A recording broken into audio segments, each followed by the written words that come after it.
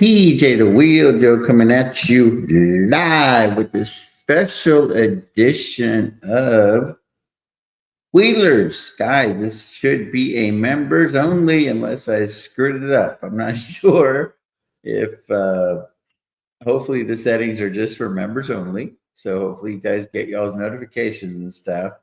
And I'm going to go through a special portfolio update with you guys. I'm going to tell y'all the game plan, the real game plan, the exclusive game plan for the account moving forward for 2025. So anyway, I appreciate you guys. So comment and let me know if you guys are able to watch live, because the one thing whenever I go live for members only, it doesn't let me know who's watching. So I don't get to see that. Like, it's always going to have the live at 0, because that's one thing that StreamYard will not show you. Whereas whenever I'm going live for the public, it shows you, how you're trending and things like that. So essentially, StreamYard stops working whenever there's no monetary compensation. These are not monetized videos. So I'm just doing it because you guys pay a membership, and I want y'all to know what's really going on with the channel, what I'm trying to accomplish. G Money says what's going on. He's sorry he shitted on the market, but it's just, it is what it is, right? He thinks that everything needs to kind of cool down a little bit.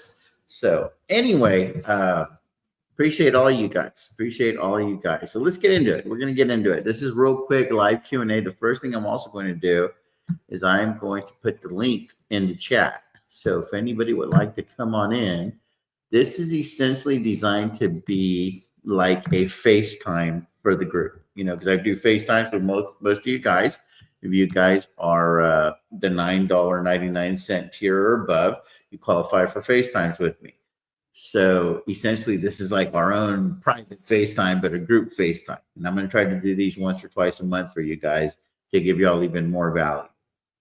So anyway, click the link if there's anything that you guys want to talk about specifically. I've got about 20-30 minutes that I can dedicate to you guys this morning. So let me get into it. Let me go present. I think I've already done present, actually. So I'm going to focus on Sofi, specifically these $20 calls.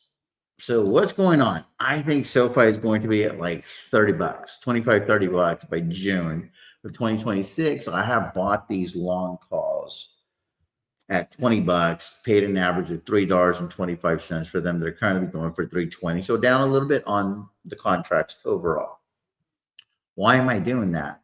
Because I have a lot of obligations to sell some shares of Sofi, and I'm looking to liquidate those shares on the next run up in the $18, $19, $20 range. I want to sell at least, I don't know, 50,000 of the shares, if not more. Why? Because I want to get into more cash, guys, so that I can just keep bringing steady money in via cash secured puts, because the hamburger stand started with about $11 million in January the 1st. And the idea is to bring in 25% in premiums through the door. That's the cash flow. How much will the cash stick be? I don't know. I'm kind of hoping for the cash stick to actually be around 25%. So I've been shooting for like 35 and 40%, very, very aggressively with the miners and that kind of thing. So we'll see. So we will see. Excuse me. G Money went out of the office. He's done working for the day. Is the cat baby? Here's his little toy. I haven't fed him or anything. So anyway, so that's what's going on. So let's go through the entire Sofi position for us. So what do we got? We got crap load of shares, and they're down substantially this morning. They went all the way down to like 1384 this morning. And that is around the time that I started buying the long calls this morning, about 400 long calls this morning. So there's $290,000 of cash collateral. What does that mean? So what I want to do right now with this segment here is show you how to read the scoreboard because it kind of surprises me and amazes me that when I do FaceTimes with you guys, a lot of y'all don't really know how to read the scoreboard, like really, really read the scoreboard and know what's going on in your personal portfolios. It's one thing for you not to know how to read my scoreboard, but it's another thing for you not to know how to read your scoreboard. That scares me for you. So I'm going to show y'all, how do you read the freaking scoreboard? Like, what are you looking at? Like, what are the things that I look at? Because to me, it's like you have the overall score. This is like, let's say this is a football game. This is the overall score. And then over here, you have your down and distance. You know what I mean? So there's like a lot going on here. So let's sift through it. Let's see what's going on and see, okay, if X happens, if this happens, we're going to do that. If that happens, we're going to do this. If then, right? If then. So, we're trying to create scenarios. Heads I win, tails you lose. That's the scenarios that we always want to get into whenever we're strangling the living shit out of a stock. So I want to make sure that I can make money if SoFi goes up. I want to make sure I can make a lot of money if SoFi really goes up. I want to make sure I can make some money if SoFi goes sideways. And eventually it might be prudent to put some hedges on as well and make some money in case SoFi tanks, or to at least protect the investment if SoFi tanks. So that's the last wrinkle that I haven't taught you guys that I do utilize as a hedge fund manager, but I'm just not quite ready to share it with the channel because I feel like you guys aren't going to use it responsibly. I feel like y'all are just going to be buying a lot of puts prematurely, and buying puts in a bull market, guys. It's not really the optimal strategy. It just isn't. So you got to look at the macros. You got to look at the overall situation. Where are we at? We have been in a bull run for quite some time. You don't want to be squandering too much money buying insurance that, quite frankly, you just don't need. It's sunny and 75. If it's raining, if it's hailing, if we're dealing with wildfires, and it's a good idea to have some insurance. But right now, the market's still kind of looking very sunny and 75. Until something really, really, really, really breaks, that's whenever you start thinking, okay, I need to look at buying some insurance. So I don't buy insurance. I don't buy puts until it's absolutely, the forecast calls for it, if that makes sense, because any money that's in my pocket is better off in my pocket because I feel like my wife's better at spending it than you guys. So anyway, let's go over the scoreboard. That's going to be the teaching segment for you guys. I'm doing a better job with this stupid microphone, trying to keep it close to me. That way you guys get better sound quality. Give me a thumbs up if the sound quality is better whenever the microphone is closer to my mouth. Stands to reason that it should be. I've always had it way on the side of the computer screen because I didn't want it in the picture. But let me know if it works better this way, having the microphone closer to me. I just feel like, it looks kind of phallic, if that makes sense. So that's why I don't like it. Or when I see like Joe Rogan and then there's this big ass microphone right by his mouth, I'm just like, my mind wanders, you know what I mean? So I'm like, it just looks kind of awkward to me. But anyway, let's get into it. So let's read this damn scoreboard, guys. We've got 150,000 shares at 725. How am I playing it? We've got cash collateral at 290,000. So the very first thing that we want to look at is we just want to go down in chronological order. What's coming up? What's the down in distance? The first thing that we have is 400 cover calls at $18 expiring today. So obviously, if SoFi is at 14.13, it's out of the money. It's not just out of the money, it's way out of the money. So let's look at that part of the scoreboard. How did we do? Not bad. We collected $10,800, and we're in a situation where we can realize all of that money. This is probably going to be like a 0-1 delta or something crazy, right? Yeah, there it is.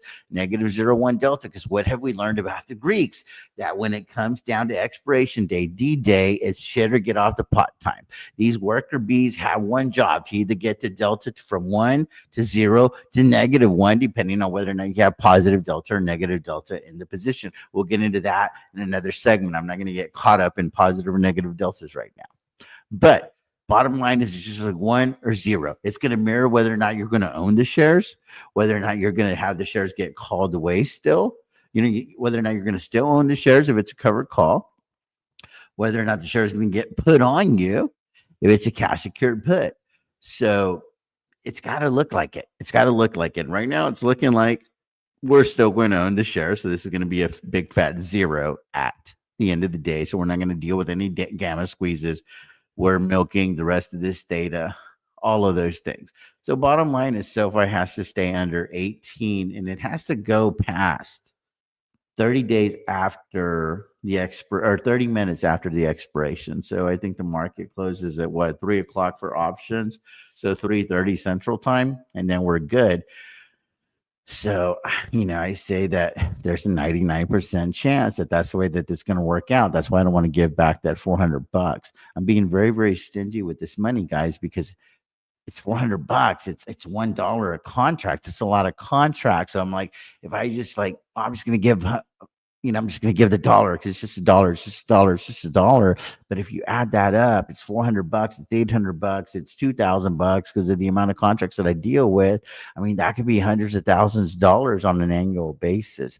That's why, because of the amount of volume that I deal with, I have to fight for every last penny, specifically on covered calls. On cash secured puts, not so much. But on covered calls, I fight for every last dollar, especially when I don't have anything else to pivot to.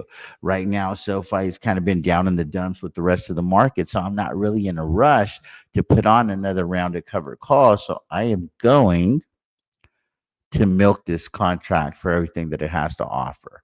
So that is what's going on with this one right here. So now let's keep it going. SoFi $20 call. So this one expires in a couple of weeks on 1/24. So let's see how we're doing. We're probably about 80-90%. So it tells us right there, yeah, we're at 90%. So we've collected 8,600 and 8,600. So right now we could close it all out by giving back 1,600. But again, because earnings aren't until the end of the month, so we're still away from that binary event. This is probably less than a 10 delta. Yeah, it's a 3 delta. So there's a 97% chance that we wouldn't have to give back that $1,600. We don't want to, from the standpoint that we're not going to have those shares get called away. A, but B, the reason I want to stay in this contract is because let's just say that SoFi did go on a meteoric rise and it closes at like 21 on 124. I'm actually okay with them taking those shares away and getting back into cash because I have all of those leaps that we've already purchased as well. And I would love to get back into cash because 40,000 shares at $20, that's $800,000. I would love for that to go back into the cash balance. And this would be right after the presidency, as far as the change of power where Donald Trump gets sworn in and stuff. So I feel like there could be a lot of volatility in the market, because he's talked about, tariffs. He'll talk about China. He'll talk about, Canada becoming the 51st state. He'll make jokes about like the port of or the Gulf of America versus the Gulf of Mexico. I mean, this dude's like a UFC fighter that's been training for his match for 4 years because he's real pissed off about losing in 2020. And he's like, he's been training and training and training, and he's going to come out guns blazing. So I feel like there's going to be like a shitload of executive orders this first couple of weeks in the office. So it's going to cause for a lot of volatility, So I'm leaning forward, Shamu. That's why I'm leaning forward on the chair, because my back's really, really tight from the workout last night. So that's why normally I'm sitting back on the chair and I feel a lot more comfortable, but I'm leaning forward on the chair today because I've been working out my back as I talk to you guys. So anyway, that's why I don't look as comfortable. Anyway, so that's what's going on with that one. We're milking it. We're doing good. We are doing good. So what else do we got? Now we've got a 1450 put. So let's just look at this for a second. Two things cannot be true at the same time in this scenario. If we have a $20 call and we have a $14.50 put, expiring on the same day, both of them cannot be under pressure at the same time. In other words, it's mathematically impossible to be losing both sides of this trade at the same time. So that is why I like running a version of the covered strangle on all of these positions.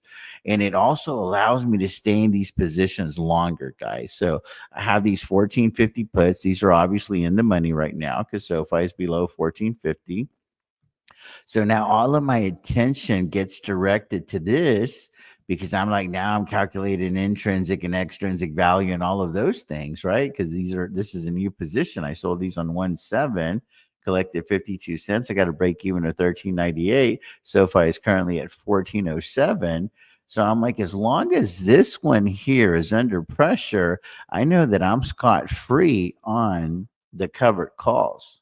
So that's why I like having cash secure puts and covered calls expiring on the same day, because I know that I'm automatically going to be winning one side of the trade and I'm just going to manage the other side of the trade that's kind of going against me. So that is the strategy behind having that 1450 put. And also, I think that SoFi is a pretty decent deal at 1450. It's a better deal at 14. So I can always roll that. I don't really have an intention of getting assigned those shares at 1450. I'd probably be okay taking them at 14 and then dumping them at 15, 16, 17. So just kind of doing a swing trade within the larger position of SoFi just to pick up, a few shekels.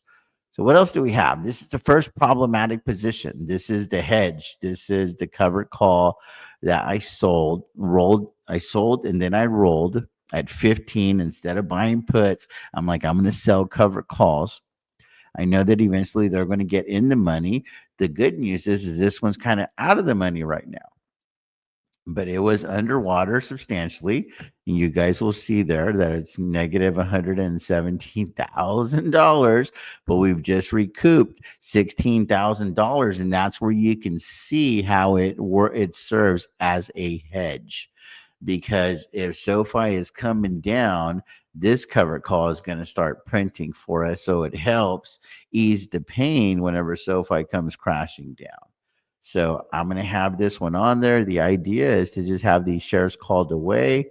Eventually, I won't keep rolling and rolling and rolling, because when I'm rolling these, I'm realizing a loss. So the only reason that I would probably consider rolling these, depending on where I sit with taxes down the road. But right now I'm thinking I'm not going to roll these. I'm going to let these get called away. Why? Because I also have agreements to buy 40,000 more shares at $7 and at $5. So I would essentially be replacing a good portion of those shares that got sold off at 15, and I would be buying them back at 5 and 7. Whenever you take into account all the tax implications and everything, I'm still doing much better. I'm still doing much better. So yeah, I'm still doing okay. In other words, I could account for the tax obligation because it's going to trigger a taxable event because I sold those shares at a profit. But even after you subtract all of that, and then I execute this contract for buying these shares at a substantial discount from the price that it would be trading at, I'm still in good shape. Now, here's the bulk of the position.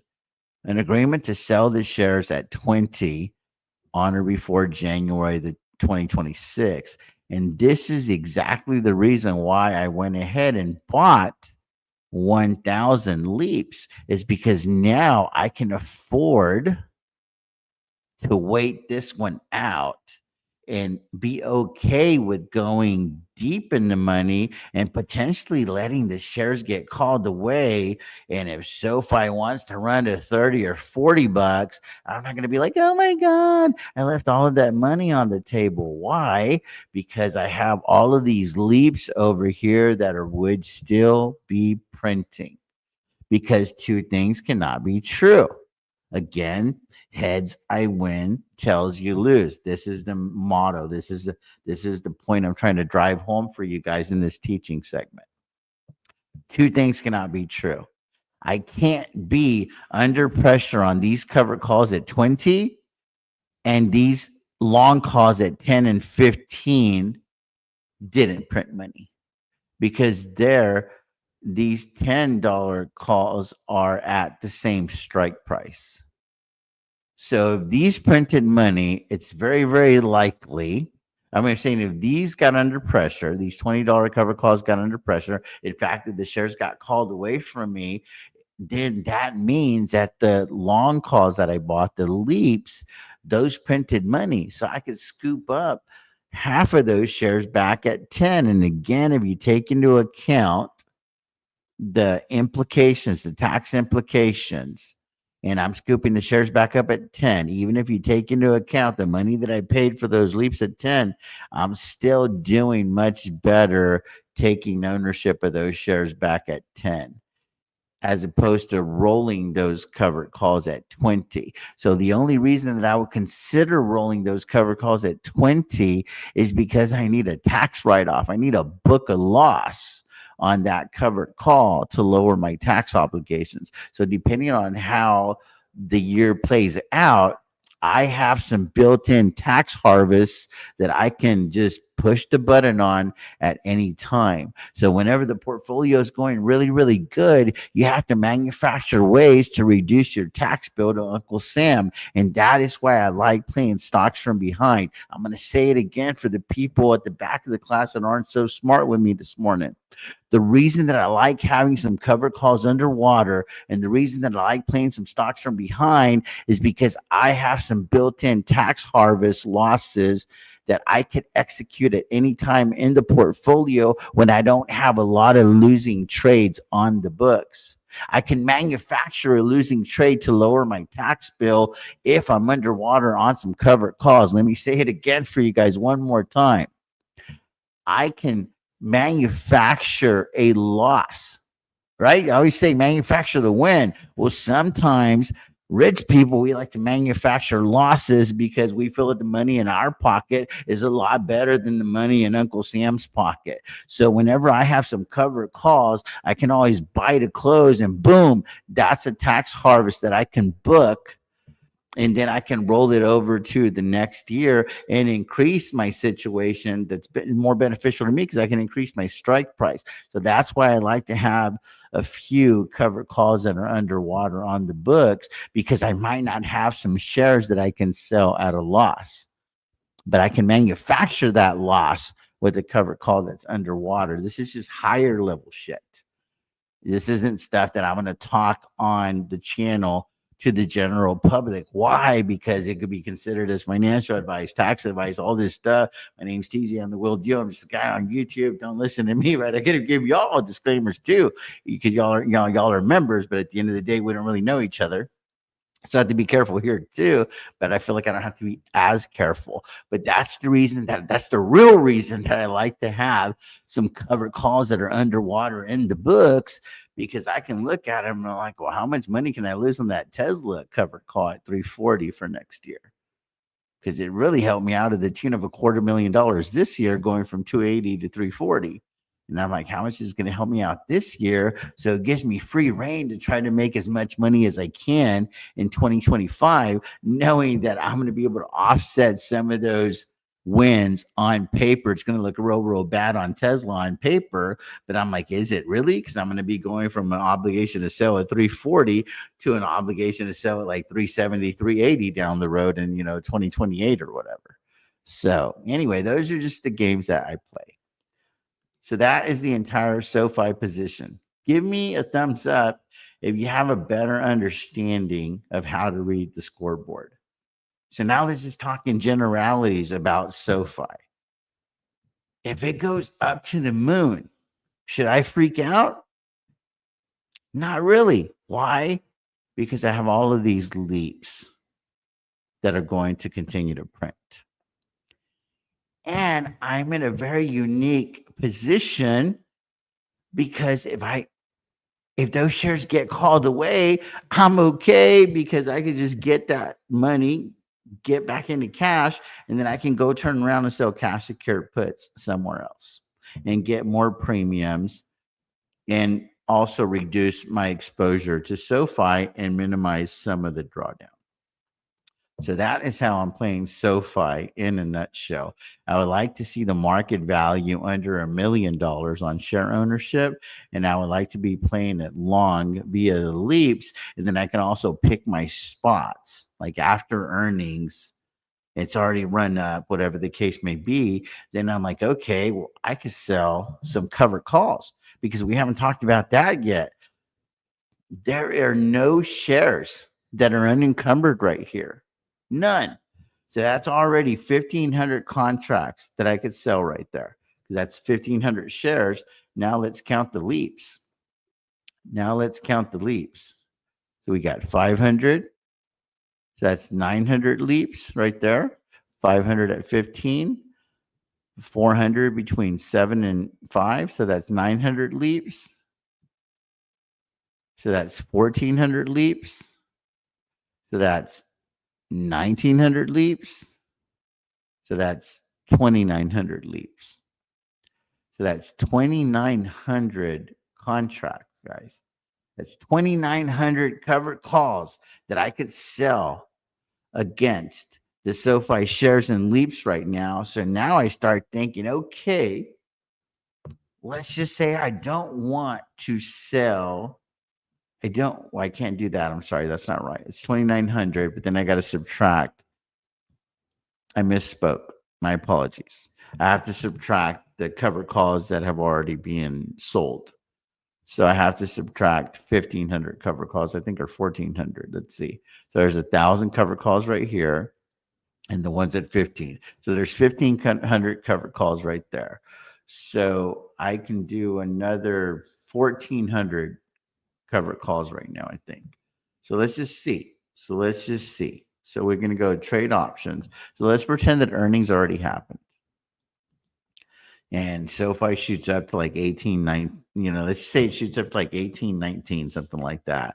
And I'm like, man, do I want to just sell all these shares or do I want to like maybe get like a parting gift and sell very aggressive covered calls and then have those covered calls, get those shares called away that way. And then I can get a nice parting gift for doing so. So let's just, kind of play a game of make believe. So it would be like right in this area, because if it's trading at 14, I would be looking to sell something very aggressive, probably like around 16.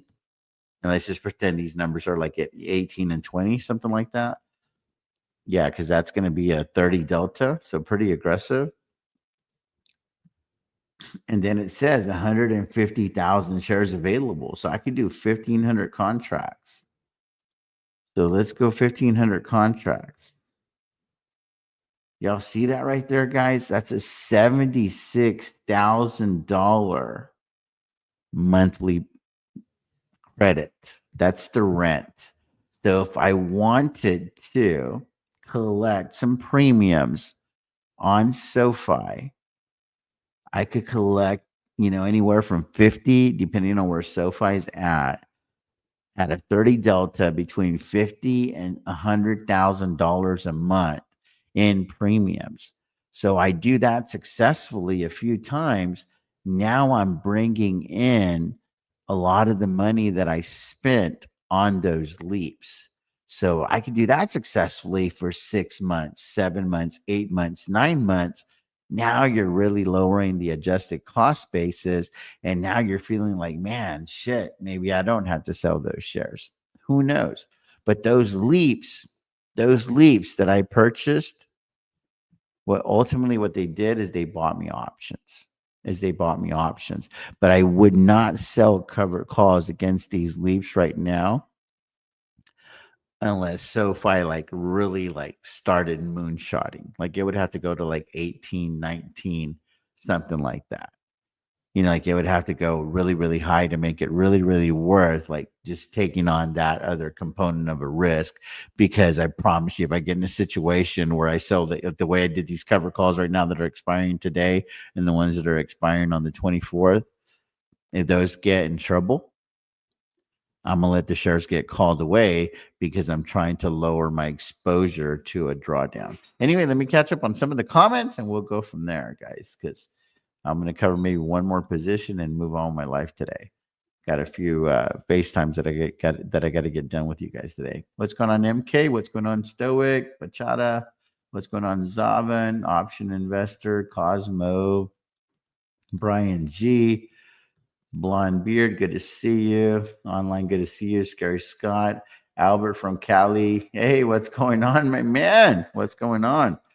There's the stream. What's going on, Mr. G? What's going on, Top Dasher Brandon? What is going on, Shamu? John Choi. What's going on, Arnaldo? TJ, on a day like this, if you don't have covered call on any stock, would you still sell once or no squatters, or wait for reports to see if it goes up? It just depends on what your situation is. What's an ideal scenario? If you don't need the money right here, right now, wait. Wait for greener days. Wait for greener days, because you're going to collect a lot more premium.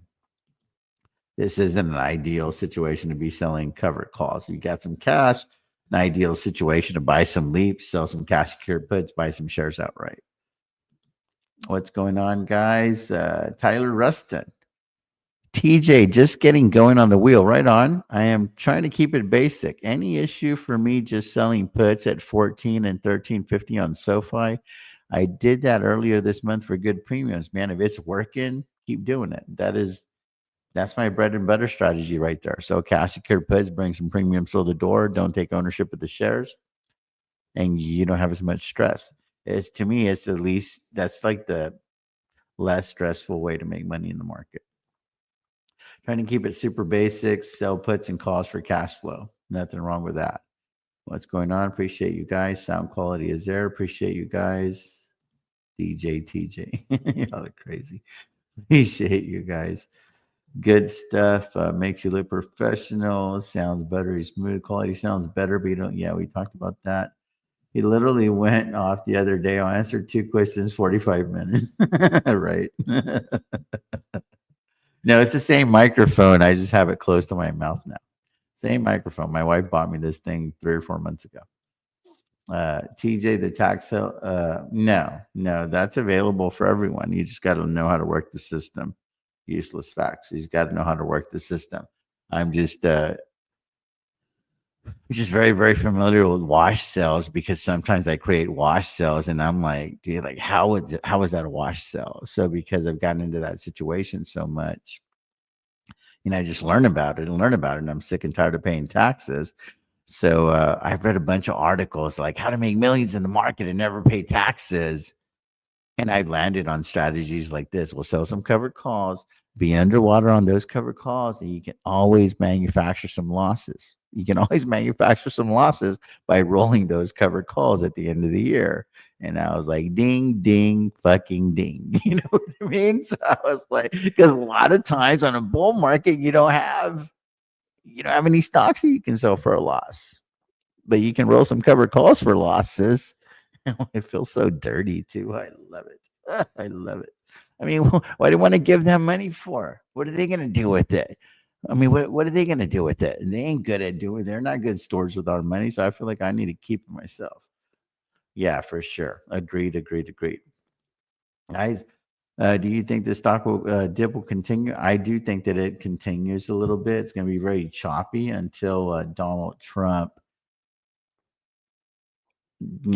gets sworn in, takes a little victory lap, and I told you so, and probably shits on California for everything going on over there and all that stuff. And I think eventually we'll be rocking and rolling, probably maybe a month or two after he takes office. I think it's going to be up and to the right. TJ, how are you selling covered calls and the leaps don't get used as collateral? I want to sell some covered calls, and Robinhood says my leap is being used as collateral instead of all my shares. Just wondering. I think they go against your leaps first and then your shares. That's just the way that Robinhood assigns it, but it's all good. I mean, it's all good. Whenever you're, let's just say that you have covered calls and then you own both leaps and shares, your shares are going to get called away first instead of your leaps. Like Robinhood has already confirmed that. Like they're not going to exercise your leaps, knowing damn well that you already own the shares. You could make good on to deliver those shares. So Robin Hood's not the big bad wolf here, man. Like they're okay. They're okay. Did they do something shady back in the day with the whole GameStop debacle? Maybe. Kind of, possibly, more likely yes than no. But I also think they were smaller back then and they were just trying to make it, they were just trying to make it. I think Robin Hood, I think Vlad, I don't know him personally, but I think he's probably a good dude. I think he's a good dude. And they're trying to grow. They're trying to grow their business. I agree with the cash position. I'm doing the same. Also glad I didn't buy Cali home. Yeah, man, that's crazy. God, that's crazy. So I read something. My wife and I were talking about it, almost semi arguing about it. And I'm like, hey, calm down, baby. We're not going to argue about shit that doesn't even concern us. We don't live over there. But is it true that the mayor of California took like $17 million from the fire department and gave it to like illegal aliens? Like they restructured some monies and now the fire department is ill equipped.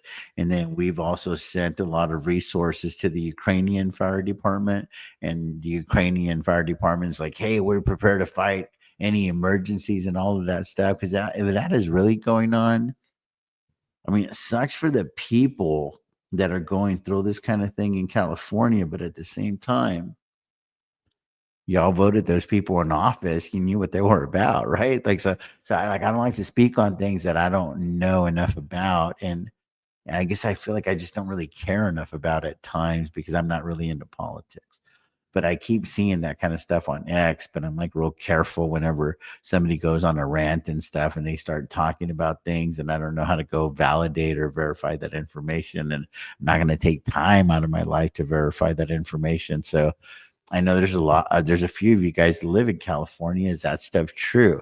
Did the mayor cut the budget from the fire department and use those monies to fund other projects? And now the fire department is ill equipped to fight these fires. Because I saw videos on X where firefighters are using like women's handbags to put water on fires because the fire hydrants don't have water or something like that. I mean, it just looked like an absolute shit show, but I don't know how much of that stuff is true.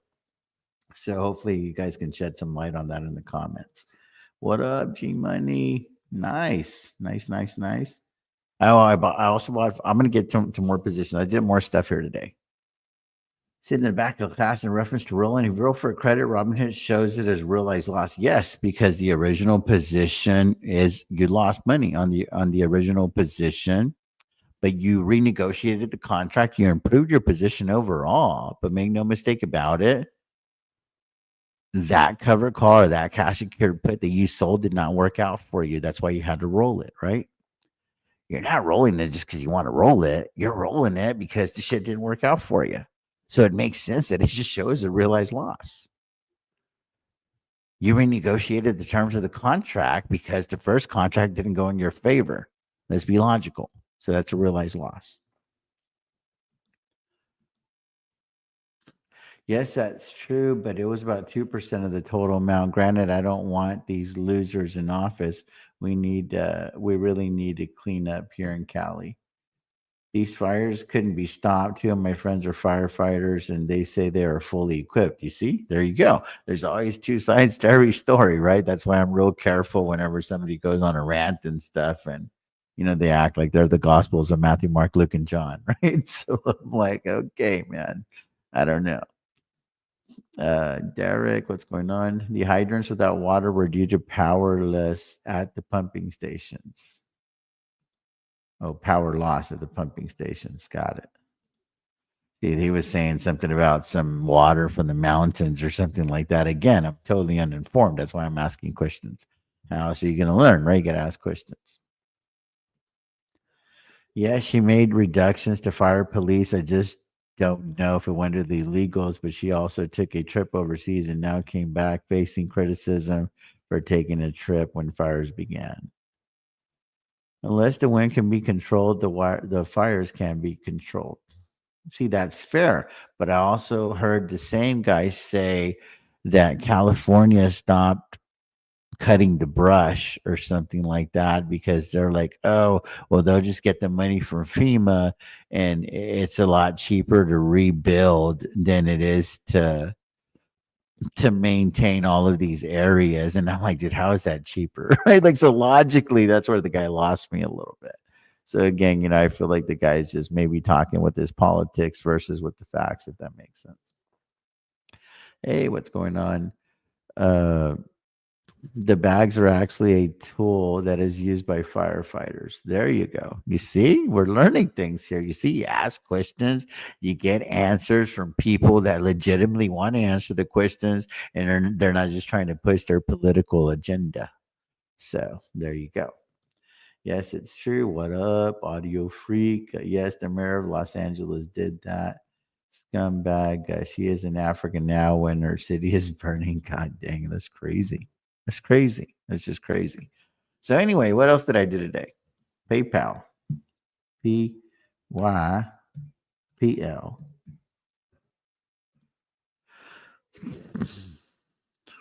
So what else did I do today? What I should have done is sold those damn shares at 85 bucks. I didn't do that because I'm waiting until February for earnings. I think they're going to be good. I think PayPal goes to 90 and the idea is to dump 10,000 shares. Y'all heard it here first. Why?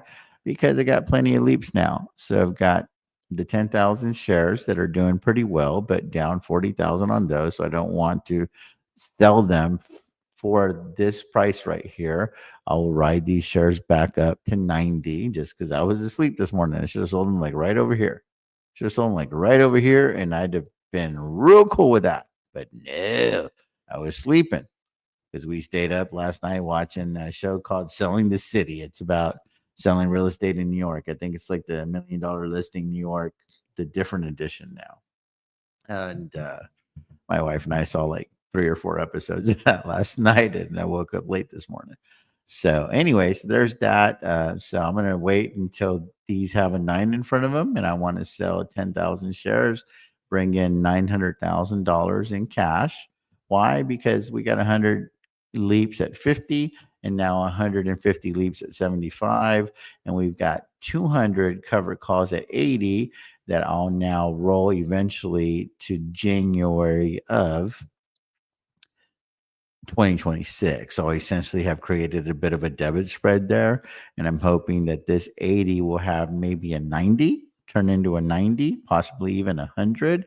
And then two things cannot be true. If these covered calls are underwater again in January, then that means that these long calls printed money because these long calls or these short calls cannot be underwater and these long calls not print money. Like those things can't be true. And then also I'm in a situation here where if PayPal goes on a major run, well, then I can be potentially creating a major payday over here as well. So I'm long and strong PayPal. What's the best case scenario for PayPal to go to like 125? And I don't have to cheer against it. It could happen now. I don't give a shit about these shares right here. If they want to get called away, they can get called away. I'll have to roll some of them because I have 250 leaps and I've got 200 long calls and only 10,000 shares. So it might not actually let me sell 10,000 shares. I probably have to buy more leaps, I believe. I think I have to buy another 50 leap. I'm not sure. I got to look at that. I got to do the math. I can't even do the math. I'm so tired. But I feel like I might have to buy 50 more leaps. We'll see before I can sell all of those shares. So that's what's going on with PayPal. Let me check in with you guys. You'd better have an A game and plans B, C, and D if you maximize population in a beautiful area that is very prone to natural disasters. Only one of which is annual wildfires. Yes, for sure. Hey, what's going on, Maria? So, yes. So, anyway, that's what's going on. That's what's going on with PayPal. The other thing that I did today is I bought more shares of Amazon. So, I've picked up 1,000 shares of Amazon here in the last couple of weeks. And I have not sold cover calls against those. So I picked up 500 shares at 227, picked up another 500 shares at 217. And if we look at the entire Amazon position, I've got the bulk of the shares for sale at 205 for May. So I'll definitely be looking to roll those to the end of the year, probably like 230, something like that, 225, 230 price tag. Start increasing the strike price there.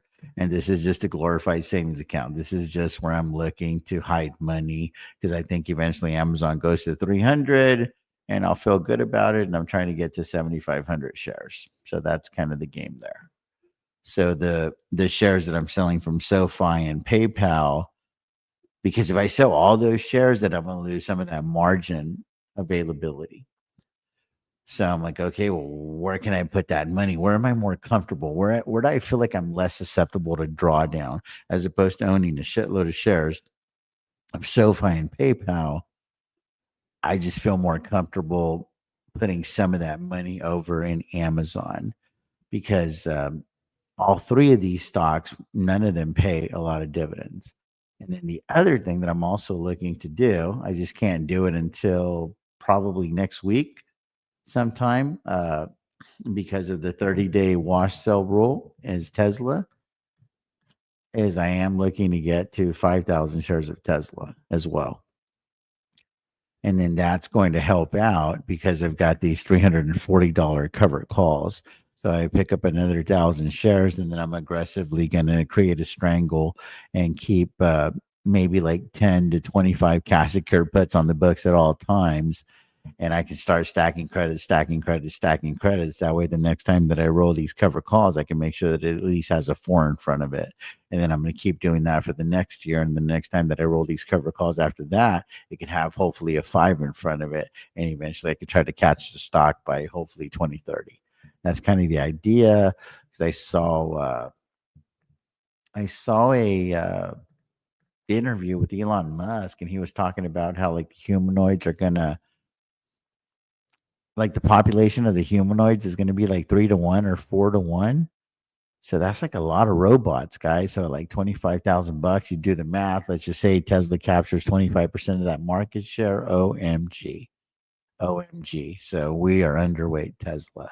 So it's just one of those things, whenever you start looking at all that stuff, it's like, oh my gosh. Like when you really start understanding that. You're perfectly right about losing margin availability, sold shares. Now my access to margin is reduced. Absolutely, because what do they have to loan you against? What do they have to loan you money against? Your money? No. They want to have like an actual tangible asset because that's the margin maintenance, right? So it's one of those things that you gotta own shares, and I'm cool owning shares. I just want to own shares in companies that I feel like if World War III breaks out or something like that, I want to make sure that my share ownership is in stocks that are bulletproof, if that makes sense. And I love SoFi, I love PayPal, but they're not as bulletproof as Amazon. So I'm transferring my share ownership to those types of companies. And then I'm essentially running the poor man cover call campaign on the other companies. And I would say that PayPal is a lot more bulletproof than SoFi. Excuse me.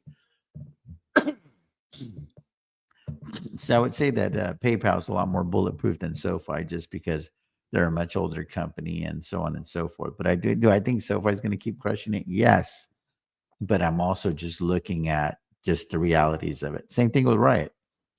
Same thing with Riot is I'm looking at increasing these long calls over here. And I'm hoping that Riot goes on a run here at some point, and and I can get rid of most of these shares and then just kind of run the poor man cover call campaign on Riot. And I'm just a lot more comfortable with cash secured puts because I feel like that's just too much share ownership on Riot. So there's just going to be a lot of volatility in the portfolio. So I'm essentially trying to reduce some volatility in the portfolio I'm a lot more comfortable playing right via cash secured puts, and also because the margin maintenance isn't very good. It's 60/50. So I'm looking to own shares in stocks that have 50 to 25 margin maintenance. So it's a better use of my dollars. Because over here, as we're tying up dollars, yes, the premiums are amazing and and all that stuff. That's all fine and dandy, but it makes more sense probably to own the leaps because I can still bring in cover call premiums on that. And then it makes more sense to own, Amazon or even PayPal because those are going to be 50/25s. So, that kind of thing. So those are just little wrinkles, the little wrinkles that I'm adding because I stay up late at night and I kind of just like assess all of these things. Other thing is my swing trades. I've got Clean Spark, Marathon, Neo, and Phase. Let me put this on total return for you guys.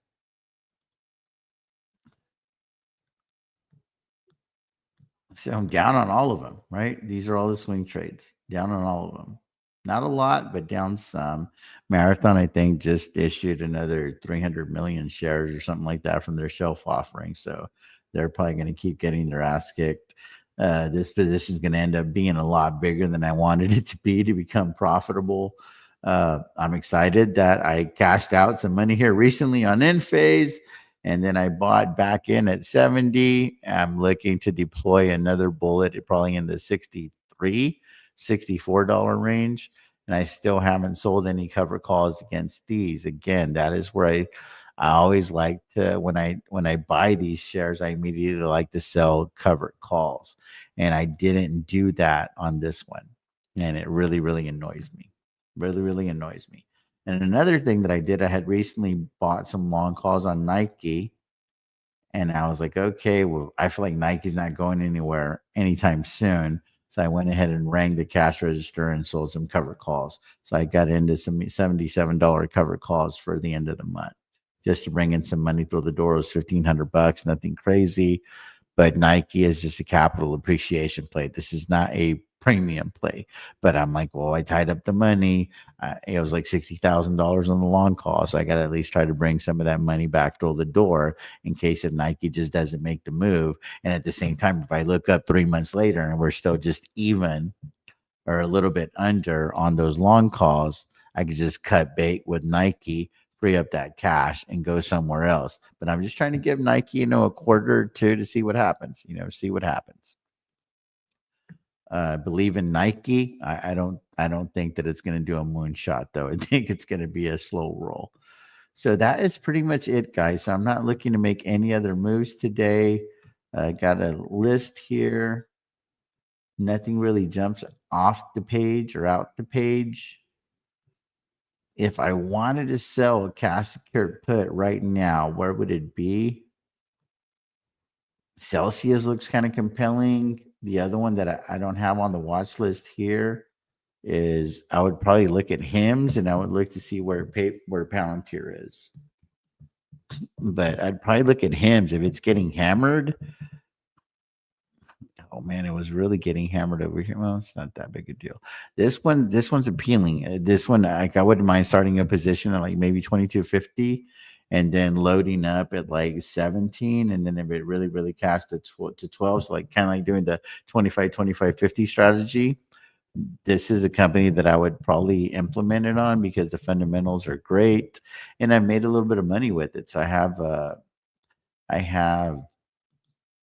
decent track record with it. Not a lot of money, but made some.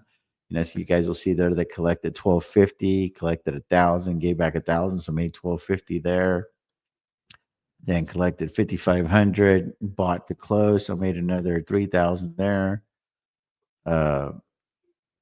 Then collected 2,500, gave back 750, so made another 1250 there, whatever it was, and then sold more cash secured puts, collected 2,500, bought to close, so made about another 2,000 there. So made a little bit of money on Hims. So it's one of those things that I have a little track record with it, and I feel good about it. But also, y'all see the strike prices that I was dealing with, right? So that's the thing over here in the $14 range. So that is where I would like really be trying to load the boat. I would really be trying to load the boat. And it wasn't that long ago, guys. It was in September. So I wouldn't be too crazy trying to buy too many shares at these levels. But that's one that I could consider selling some cash secure puts on because I'm just super familiar with the company. I don't even have to study the technicals. That's what I like about being in some companies. It's just like you just get familiar with them and it shaves a lot of time off your homework. You don't have to wait till it's sunny and 75. I could just sell the cash secured put, make the adjustment after, right? So, and that's also where if you have a good position sizing, you don't have to worry about it so much. So again, my level would be probably right here in this $22 range, 22.50, something like that. It's probably a pretty good return if y'all could help me out with that. It's a 29 delta. 99 implied volatility. So this thing's going to move. This thing's going to move. So that is something that is interesting, So I could probably do something like that, just start off slow again. So it's like, how big would I like the position to be? So I'd be thinking, probably like 20,000 shares. So I could do like 5,000 here, 5,000 in the 17,000 in the $17 range, and another 10,000 in that $12, $13 range, right? Like in my mind. So that's why I would start with 50. If I wanted like a 60, 70, 80,000 position, then I could go 20,000 shares here, another 20,000 shares, in that $17 range, and then another 40, 50, 60,000 shares in that lower tier. If it gives you that, it could be you're like, oh, I don't think it's going to give me that. So I'm going to be more bullish over here because I want a bigger position. But I'm like, I think it can give me that because if there's a bigger correction in the market, I could totally see this thing going to like $15. So, it's one of those things. But right now, I'm not going to do anything because I haven't done any homework on it. But I know that the fundamentals are great with that company. But I also have more swing trades here that I'm dealing with, So that's about it, guys. That's about it. Let me catch up with you guys, see if there's anything else. Left wheeling riot Tesla. I've made some money on him. So also, I want to lower the price to reload. Yeah, absolutely. Hey, wow. Wow, from Finland. Wow, that is awesome. Anyway, guys, I hope y'all have enjoyed the Wheelers segment for the members only. I'm going to be trying to give y'all more value from that aspect of the channel as well. But I got to get going. I got to run some errands. I got to do some stuff here around the house, get a bite to eat, and then I got a few FaceTimes today. Anyway, TJ the Wheel Deal signing off. As always, may your sky stay blue, stocks green. Peace out. God bless you guys.